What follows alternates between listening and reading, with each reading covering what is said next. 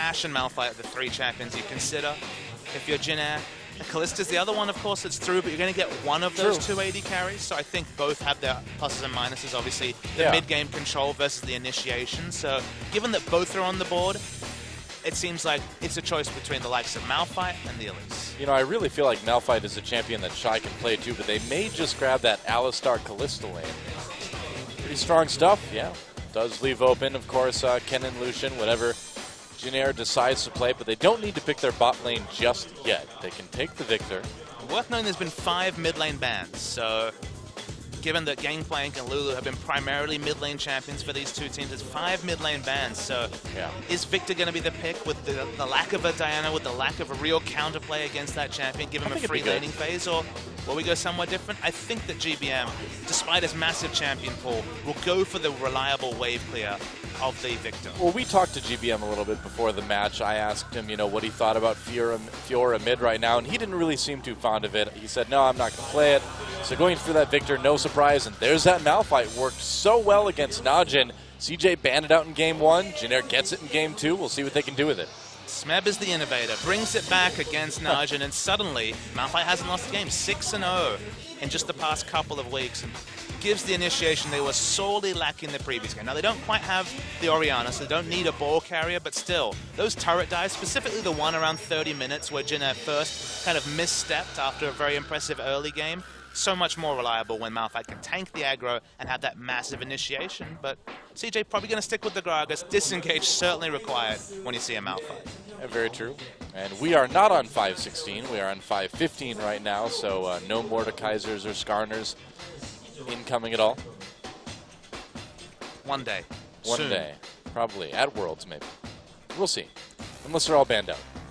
Or perma-banned, you know? Well, there's also a lot of tweaks that will come through in the next couple of patches. Not a lot. I wouldn't say a lot. Only one patch theoretically left. Maokai Gragas picked up for CJ. And what will it be for Jin Air? Looking for a bot lane. I guess there's a chance that Malphite could be a support, but realistically they're looking for a bot lane with the last 2 picks. Now, you wouldn't have associated Pilot with Vayne before this season, given that he was mostly a caster AD carry. The likes of the Urgot, the likes of the Ezreal, the likes of the Corki were very much his purview, but he actually really shone on Vayne early in the season, and he didn't really play a lot in the mid-games of the season and wasn't playing Vayne specifically. But they're considering Vayne Braum with Ashe available. It's a surprise, but they can really do with damage. They've got lots of initiation from other members. Victor does decent damage, but adding a Vayne certainly tips them towards the damage they might need in the late game. Well, yeah, I mean, it really looks like they need a way to shred tanks, and they're not going to get that from Ashe. They will get that from a Vayne, and they will lock it in. So Vayne Braum will be the bot lane for Jin Air, and CJ, you know, really setting things up to counter that Ashe. And, well, I guess they got their wish. No Ashe on Jin Air. So what is the mid lane champion? We've got a champion who can gank mid. Coco has struggled in the past few games, specifically against Ku. They were 3-0'd, where Ambition over-prioritized Evelynn, a champion who really struggles to gank mid. And Coco carrying is what we always want to see. Echo would be a super exciting pick. This is another champion that has been theorized as being a lane counter to Victor. We've only seen it once successfully. Frozen managed to pull it out and beat a Victor, but it's a risky lane. It was played in the international wildcard as well. There's no reliability. It's still picking a melee champion with decent wave clear, an assassin in a lot of ways. We have so few data points about pure AP Echo, but with 5 champions banned away and the most reliable pick locked in, we might finally get to see Coco back on this Echo. We've seen Rookie do very well on Echo over in China right now. Looks like Coco will be locking it in. I was almost wondering if we were going to see a Kassadin, but looks like it'll be the Echo, which I suppose is kind of similar in certain ways. It's exciting, though. Echo can do so many interesting things. You want to take Teleport despite the fact that he's considered an assassin, because you can go for those sick plays where you pick up Home Guard boots, just ultimate back after you get back into base and go for those ganks. You can do creative things with Teleport. He has so many interesting mechanics in his kit, and it's another champion who can put down a zone with, for example, his parallel convergence and open up space for the Callista to carry. Yep, that's right. So our roster for game number 2, our lineup looking pretty strong for Jin Air. They've got a way to burn through a lot of those tanks, but can GBM's Victor handle Coco's Echo? It's a big question mark, because we haven't seen, like you said, a lot of Echo in Korea recently. We've seen it be kind of hit and miss. We've seen it work really well. We've seen it work really not well in other regions. How is it going to be for Coco? Expect a lot of pathing around the mid lane. Elise, Victor, Gragas, and Echo. Lots of outplay potential. A lot of mid lane games. That's what I think we'll see. That's right. We'll see CJE trying to tie things up. Let's see if they can do it. Time to get in the game. Text also needs to be put away. All right. Director just wanted to get that theme song going, I guess. Unfiltered Champions experience finally broadcast to the faithful. That's right, behind the scenes. We actually do have a loading screen. What do you know? Janair versus CJ here in game number 2. CJ looking to tie things up in this best of 5 to decide who goes on to face KT Rolster tomorrow for that final World Championship seed from Korea. Whoever makes it through, I think, is going to have a very difficult time against KT. That said, KT looked pretty off in the finals against SK Telecom, but that was versus SK Telecom. Everybody looks pretty off against SK Telecom these days. You want to be a glass half full man. KT have lost 2 best of series with Peekaboo, and both of them were to SK Telecom. So if you want to be an optimist, despite the crushing 3-0 defeat, KT still have a hope to get to Worlds. I think so. I think so. And Janair, all right, gets spotted by the Time Winder from Coco. Shy still comes up for that ward. Wow, they are lucky they missed that Q, but Shy's still in a little bit of trouble. If they had gotten the stun off, that's a lot of damage onto Shy regardless. Trace doing a bunch with the ground pound. Space, kind of an awkward space, but Trace getting very low. Ambition! Ambition! Will they get him? They will! First blood goes over to Pilot, but we're not done yet. GBM gets a kill as well. Wow, Che flashes ahead for the Q. They want to land that stun. Coco, there it is! Can they get him? Is it going to be 3 kills for Janair early on? It certainly could be. Time Wander getting the slow, but GBM, 2 kills before the game really even starts. It could not go worse for CJ Entus. Insane level 1. Now, you do not get vision from the Time Winder, so Shy did not know that he was in the brush, and this is towards the tail end of the fight. Shy falls dangerously low, but it's actually Ambition who'll go down first.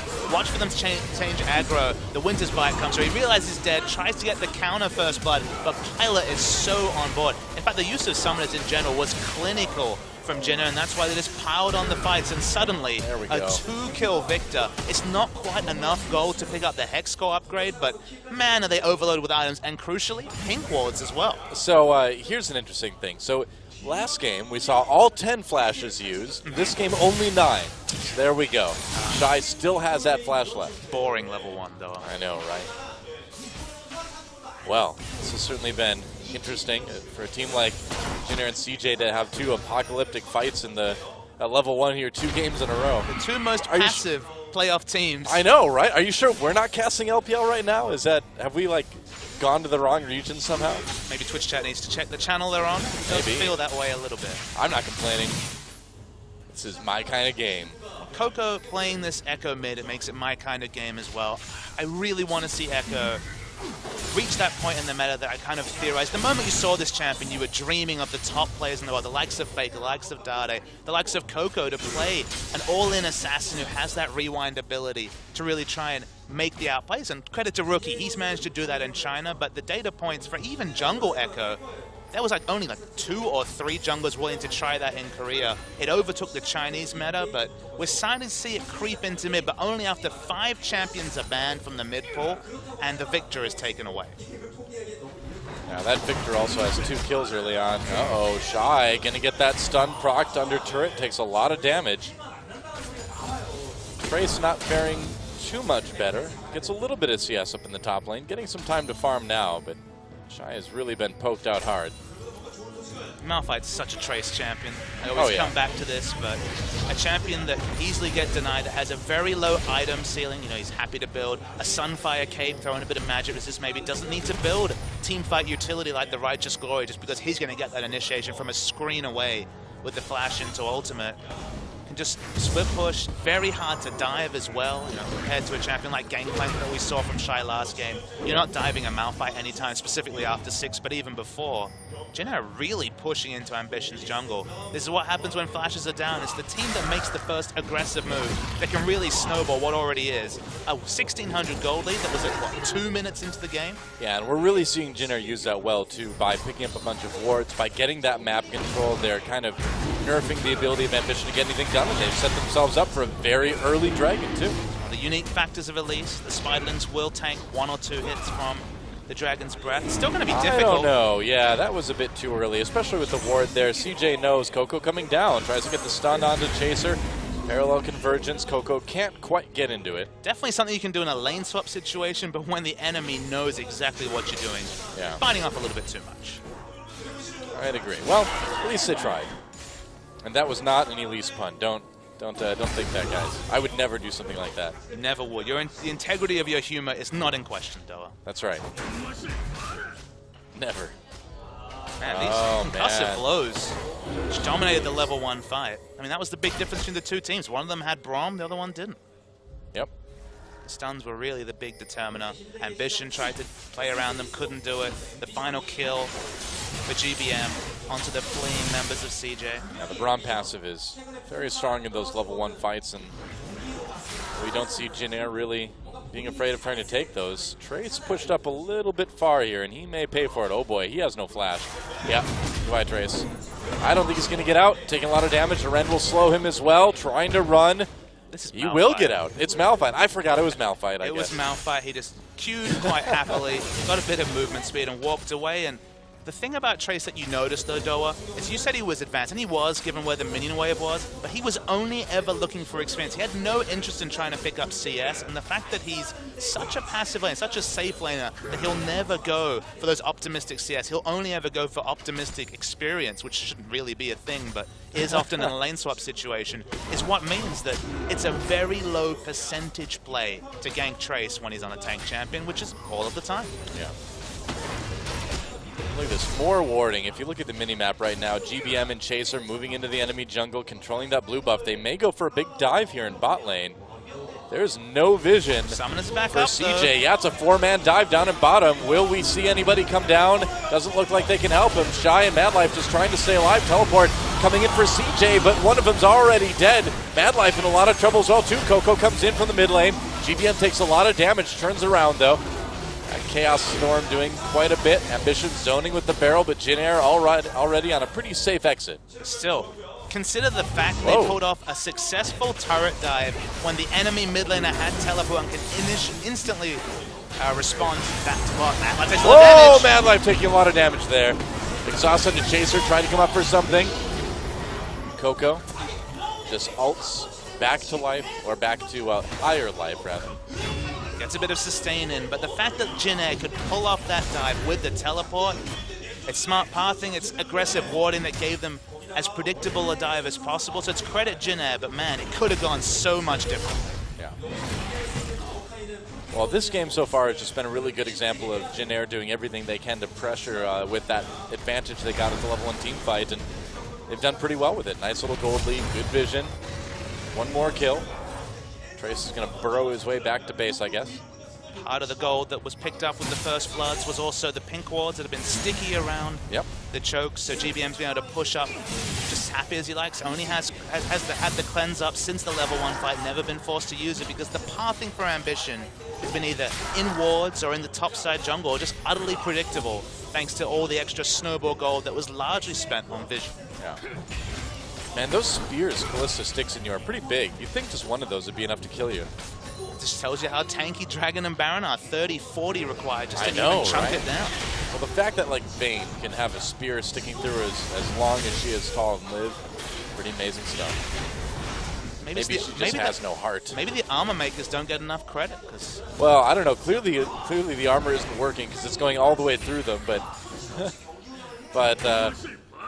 I think Pilot just has the ability to dodge with his vital organs as well. You move him around inside, you out of the way of the spear, you see it coming. Move the heart. Maybe everyone's able to shift their phase and like go in and out of the No, that's ridiculous. That's so implausible compared to what I just said. I can't believe you even suggested that. I mean, Echo's on the Rift. He can do it. No, man, he can just move through time. He can't move his... Well, maybe he can move his organs. A misleading amount of time. I watched that video. It sounded like it could be hours, not seconds. I mean, at least minutes, right? Well, according to the lore, really, Echo should never lose a game of League of Legends, right? Because he can just do it over and over again until he wins. I mean, Jax also should be the most OP champion, right? He is the champ. He is. I wish Shy would bring the champ back. Expression tried and failed. Yeah. He got that ult buff a little while ago. He's got a little bit more tankiness in general, too. They keep pushing him, you know, they keep nudging him along. There'll be a time for the champ, but... You gotta be careful, man. When Jax is back in the meta, he is pretty dominant usually. Split pushing, team fighting. When he can do both, that's when you need to be worried. Yeah, definitely.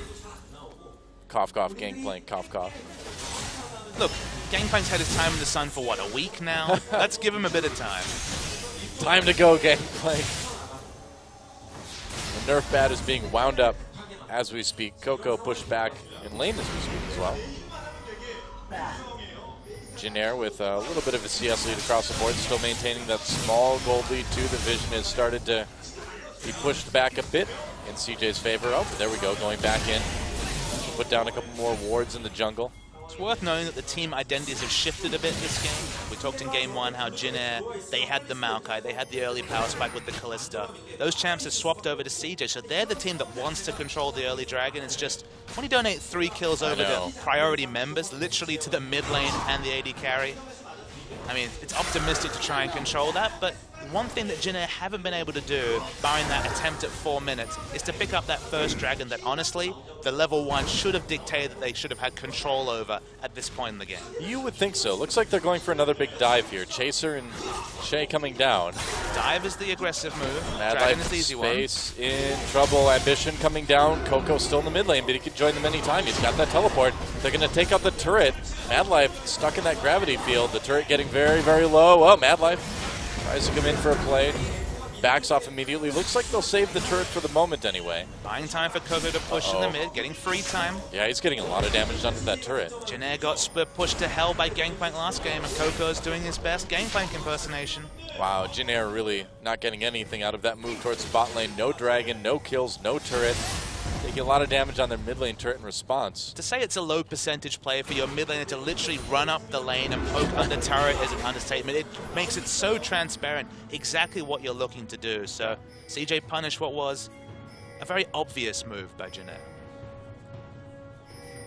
Seems that way. And GBM. Now with Chaser in the mid lane, they're going to do a lot of damage. The thing is even though they're not getting these turrets, they're getting them very low. So there will be a point in the game where if Jinair wins a team fight around Dragon or something, they can easily snowball that into a couple thousand more gold in leads from taking down these low health turrets. I don't know what the top turret is at right now, but I have to imagine it's taken a little bit anyway. Probably not a lot. The deep vision they've repeatedly put in the blue side jungle of CJ Entus should have meant a dragon at this point. So they're going for the overly aggressive move, the low percentage move of going for the turret dive they might pull off. But remember, they went for that second turret dive 5 minutes afterwards. Coco had his teleport available again. It still was a low percentage play. It felt like the dragon was presented on a platter, and they've just ignored that objective so far, have Jinair. It is kind of odd, isn't it? Yeah, it almost reminds me of KT against SK Telecom in the Grand Finals, where they had that early lead in Game 1, and then they just refused to take Dragons, refused to really push it at all, and they lost that game. While they don't have such an item power spike like you're speaking about, when KT had Arrow with a Trinity Force at 12 minutes. Yeah, it was even bigger for them. They still have the pressure. They still are ahead in items. And even if they aren't the comp that you would have associated with Dragon Control, once 3 kills are passed over in the level 1 fight, you throw out that playbook and you understand that you are by far the most powerful team in a team fight right now. You know, I wonder though, because Jinair, they've tried a couple things that haven't really resulted in many kills. You know, they spent a lot of that gold on ward, so is the power really there as much? Chaser getting some nice cocoon onto Coco. Still takes a lot of damage. There's a repel. Shay coming in to try to save him. Chaser flashes away. Explosive cast used. GBM flashes out of the way. Coco's still doing a lot of damage. There's a Braum ultimate as Trace comes down. Where's his ultimate? There we go. He could still use it. He's waiting for it. He's being patient. They get the kill on Elise, though. Trace, he misses everyone. Totally whiffs the unstoppable force. And now CJ in a great position. Pilot in a lot of trouble. Has to run. Shay and GBM as well. There's another flash. Can they turn it around? No chance. And it could be an early dragon now for CJ. Well, not early, but first dragon anyway could go to CJ. Trace waited so long to use that ultimate, waited for Chaser to die even, and then didn't hit anybody. You could tell he did not want to ult, though. He was obviously getting the call to re-engage and then just whiffed on the re-engage. So I think he made the right move not initiating earlier, because there would have just been too many members in position from CJ. He probably would have given up his life, but you can't credit the fact that he certainly whiffed when the time mattered. It was not great. Not too great. Then again, CJ, if you watch, they don't quite group up like a team like Najin would. I mean, the big factor is the Malphite ult. So we're watching Chaser fall down. When can he realistically ult? Right now, it's certainly not a possibility. He needs to ult a carry. There isn't a carry in range till now. So this is the time when you can go for it. Just misses. So credit to him on holding it, but yeah, you need to do better than that. Yeah, definitely. Oh, Janair still takes a blue buff. You know, CJ wasn't actually able to get the dragon out of that. They didn't even get the mid lane turret. 15 minutes, going to be a very late first dragon. The one thing you can say is that, you know, in the first game we said win condition for Janair with Maokai and Kalista was control the dragon. Still the same story in game 2 for CJ, but when you're talking about picking up the first optimistically for CJ, let's say at 18 minutes, then you're adding 24 minutes. That's 42 minutes into the game.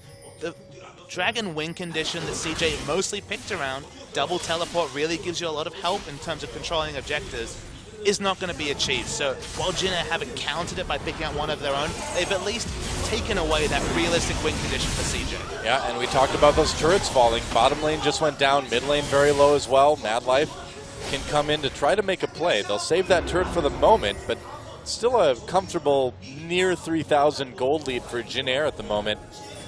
CJ wasn't really able to get anything out of that kill onto Chaser from a couple minutes ago. I sounded like a strange stat given how game 1 went, but the Dragon's score for Jinair in their last 4 games is 15-3. They've had the complete control over that objective against Najin. They went 4-1 last game, despite the fact that they picked up their first one very late. So maybe we shouldn't question the fact that they're not starting it, but they've at least accounted for it. So well, they've almost made Dragon like a non-factor in this game, right? It's so late that no matter who gets it first, nobody's really going to get a chance at that 5th Dragon buff unless we go really, really late, which is unlikely. So, I mean, I suppose that is a form of Dragon control if you just simply deny it to everybody when you have the stronger late-game team comp. I mean, neutralizing it is definitely in their interest, but you feel like that's so passive given that they've had control over the enemy bot side jungle. If you're feeling strong enough to ward the enemy blue, to ward the enemy walls, to look for turret dives, then you know you're strong enough to take a dragon. So why they've gone for that, that's the puzzle to me. It is odd. Now they're finally going for it, and nobody from CJ is going to be able to stop them. So finally it's 17-30 into the game. They will take their very first dragon, and so you know, it took a while, but it worked about as well as it could for Jinair, denying it from CJ. And now that sets CJ just even farther back. So again, you know, while nobody is going to probably get 5 dragons this game, at least Jinair has made sure that it won't be CJ.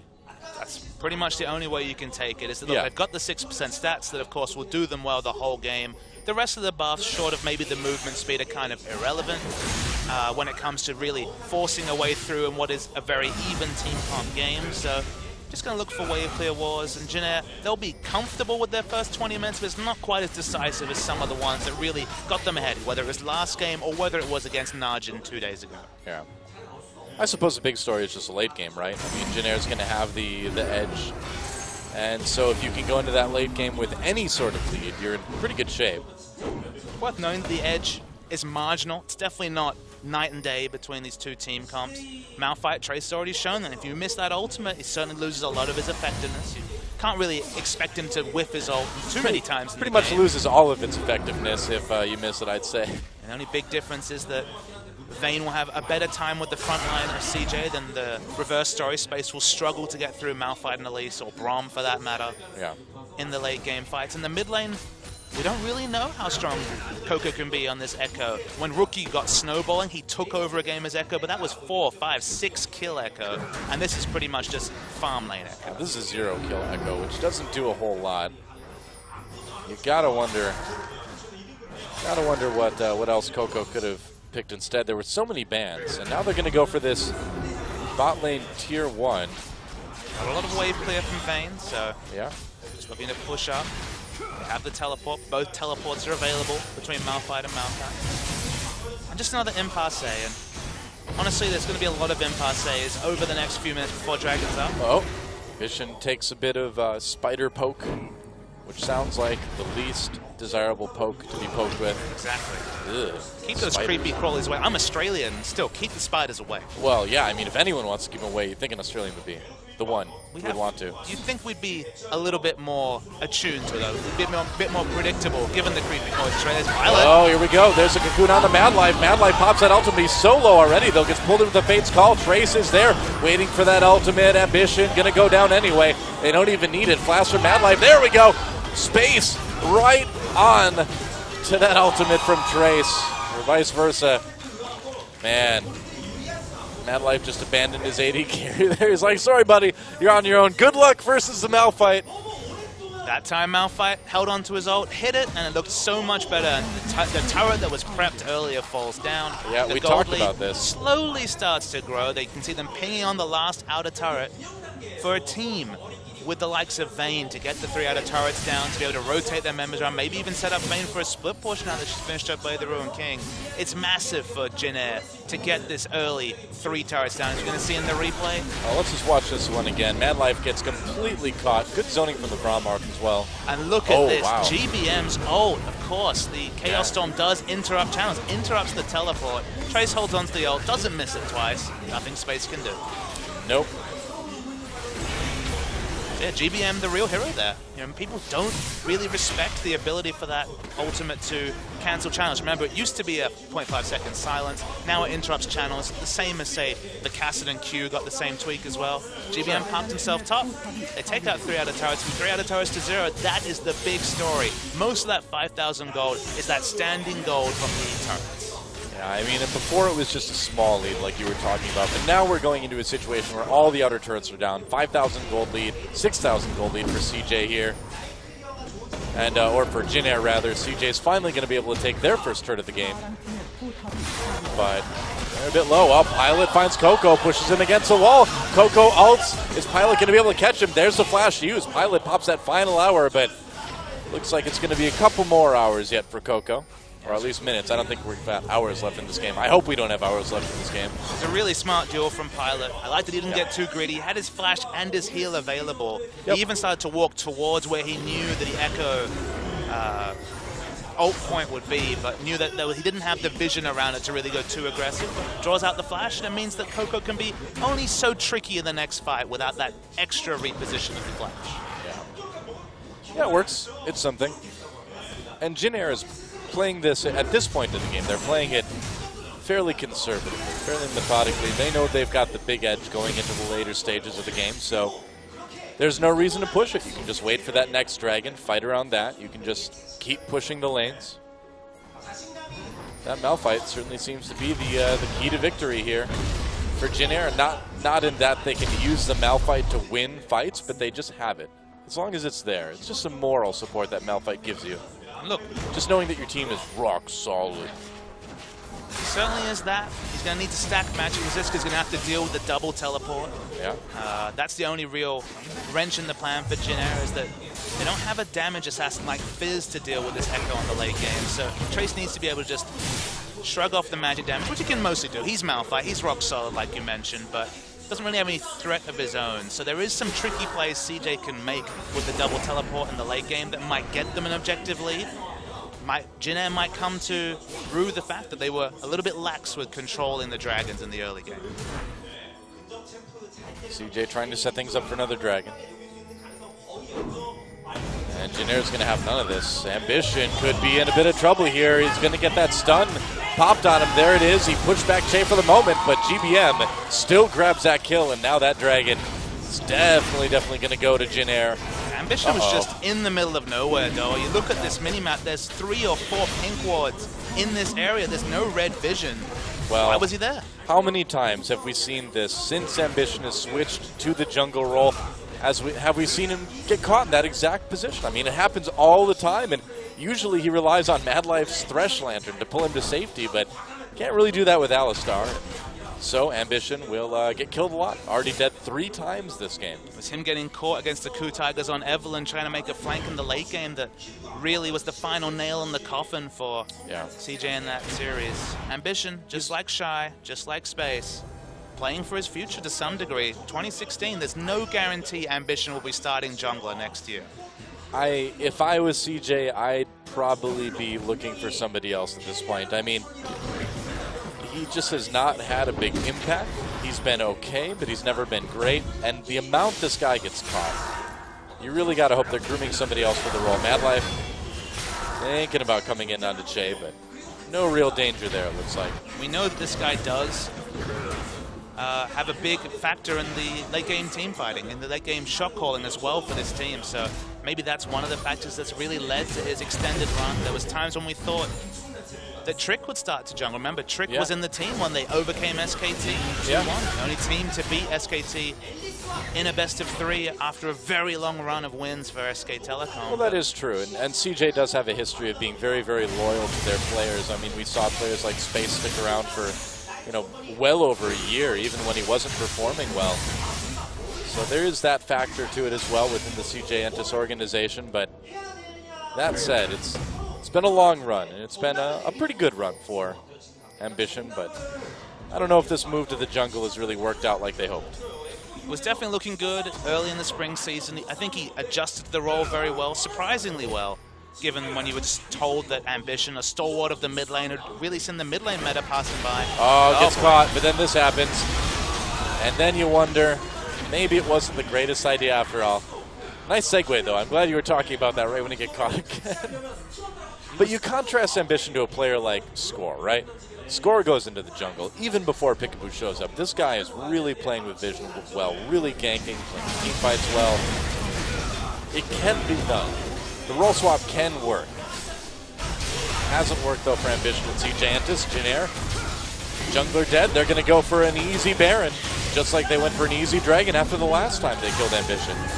Honestly, the most curious thing about Ambition is the Pixie mates. For example, they highly prioritized Evelyn against Kutagas, despite the fact that he's now 1-6 on that champion. Evelyn and Rek'Sai had a really negative win rate, and those champions were big in the meta, and you might say, okay, you're a jungler, you have to play these champions. He's undefeated on Lee Sin this season, 3-0, I believe, with the Warrior Lee Sin. Right. He's undefeated on Nunu. He still has champions that he does, and he understands very well. He was still a big Lee Sin player when he was a mid laner. He would dabble in that in the jungle in his solo queue games. But despite those fact that those champions are maybe fringe meta champs, he still stalwartly sticks with the likes of the Gragas, the likes of the Evelyn and Rek'Sai, even though these champions clearly he doesn't have the same impact on. I feel like he needs to trust himself enough to go onto those extended champion pools, because when he tries to stay meta, his flaws are just revealed to a T. Yeah, Pulverize does not connect for Madlife. I mean, yeah, or CJ needs to trust him to play champions he's comfortable on. One of those two things.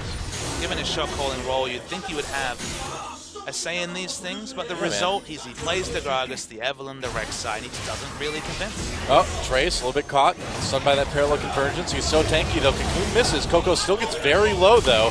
Jinair coming in. There's an unstoppable force that they were looking for, but where's the follow-up? All right, it doesn't exist. GBM has to go back to kill Coco. Coco tried to get into the backlines. Probably a smart move, considering the position CJ was in. Chaos Storm chases down Space, but it will catch Madlife instead. Another kill for GBM, really going off this game. They're going to get another tier 2. Jinair just all over CJ at this point. This game, much, much less close than game 1 was. They're going to take a pretty easy inhibitor, it looks like, as well. Coco used the phase dive just to get out of the Malphite AoE, but then found himself next to the Elise, next to all the damage, fell on the backline. GBM goes for another walk, is going to keep pushing, and Jinair, so much easier for them to round out this game when they've got that Malphite on their team. Well, look at this. They're going to get this tier 2. They're going to walk up for another, maybe, inhibitor, depending. Coco and Madlife are back now, but these decisions by Jinair looking much, much better in game 2. They're going to pull him in. Fate's Call throws Shy. Well, Shy just goes in by himself. Big knockup on a Jinair. Still the damage coming in from GBM. Oh, man. CJ cannot fight this. They're learning why right now. Coco gets in the back lines. Pylon grabs himself another kill. Space hopping away, trying to get to safety. Didn't kill Chaser with the Rend like he was hoping. Jinair still pressuring that inhibitor. Shy coming back. He's got full life. Jinair needs to run. Shy not that tanky, though. And Jinair another kill. This time onto Space, onto Shy. This one's over, guys. This game has all but ended. Only Ambition left, and as the minion wave comes in with the Baron power, Jinair is going to go up 2-0 against CJ Entus. Believe it or not, I don't know what Chaser was doing there.